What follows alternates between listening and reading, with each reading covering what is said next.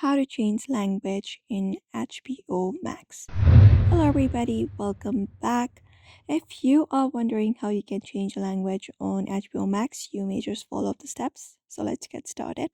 For that, first thing you can do is open up the HBO Max application, and from the given interface of your application, head over to your profile at the top right corner. And then once you head over to your profile like this, you should be finding the option of settings at the very top of your screen. Again, just go ahead and locate it at the right side corner and tap on it. Once you tap on it, you will be finding these options on your screen. Now from the given options, look for the option called display name, which is under devices.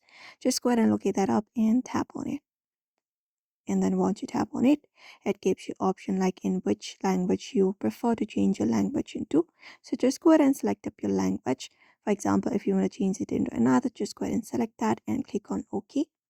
Like this, just go ahead and select this one right here and click on OK. Once that is done, it may take about some seconds for the changes to be applied, so wait for that. And then there you go, your language has been changed in the HBO Max application. So that is it for now. You may also follow up the same process in order to do so. So I hope this video was helpful. Give it a thumbs up and subscribe for more tips and tutorials, and we will see you in another video.